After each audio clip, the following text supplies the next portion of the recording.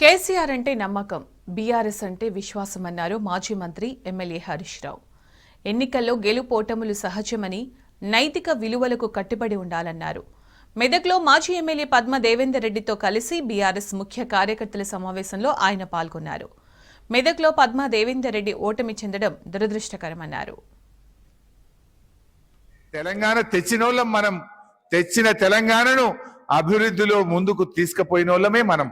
నిజం కాదా ఇది? ఇలా జిల్లాకు మెడికల్ కాలేజ్ తెచ్చినాం మనం, ఎన్ని ఎంబీబీఎస్ సీట్లు పెట్టినాం, ఎన్ని దవాఖానాలు కట్టినాం, ఎన్ని చెరువులు బాగా చేసినాం, ఎన్ని కాలువలు బాగా చేసినాం, ఎంత అద్భుతమైన కలెక్టరేట్ భవనాలు కట్టినాం, ఎన్ని గ్రామాలకు రోడ్లు వేసినాం, ఎన్ని తండాలలో రోడ్లు వేసినాం, గల్లీ గల్లీకి సీసీ రోడ్లు వేసినాం, ఇంటింటికి మంచినీళ్లు పెట్టినాం, కోతలు లేకుండా ఉచిత కరెంట్ ఇచ్చినాం. ఇట్లా ఎన్నో మంచి కార్యక్రమాలు మనం చేసుకున్నాం. ప్రజలు గమనిస్తారు. ఇంత మంచి కార్యక్రమాలు చేసినాం కనుక తప్పకుండా ప్రజలు గమనిస్తారు. ఇలా వాళ్ళు కొన్ని గోబల్స్ ప్రచారం చేసినారు, నమ్మొచ్చు. కానీ రేపు నిజాలు బయటకు వస్తాయి.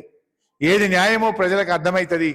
ఆ రోజు మళ్ళీ మన మంచి రోజులు వస్తాయి మన కోసం. సరే, తప్పకుండా మీ సూచనలను పార్టీ దృష్టికి తీసుకుపోతా, కేసీఆర్ గారి దృష్టికి తీసుకుపోతా, వాటిని ఇంకా సవరించుకొని రాబోయే రోజుల్లో ప్రజల ఆలోచనలకు అనుగుణంగా మంచిగా ముందుకు పోదాం. ఏదన్నా జరగచ్చు, వాళ్ళ గోబల్స్ ప్రచారం కానీ ఒకటో రెండో మన నిర్ణయాలు కావచ్చు. వాటిని సవరించుకుందాం, తప్పులను సవరించుకుందాం, ప్రజల ఆలోచనలకు అనుగుణంగా ముందుకు పోదాం. సో వాళ్ళ సంగతి కూడా తెలుస్తుంది కదా. ఓ 470 420 హామీలు ఇచ్చారు, అంతే కదా. ఆ 412 హామీలు అమలు అవుతాయా? ఎంతవరకు అవుతాయి? మరి ఎన్ని రోజుల్లో చేస్తారు? మనం కూడా రోజు మాట్లాడతాం కదా. వదులుదాం ఓ 50 రోజులు 100 రోజులు, కానీ తొందర ఏమున్నది. అయినాక షురూ చేద్దాం. ఇక అప్పుడు ప్రజల పక్షాన్ని నిలబడదాం.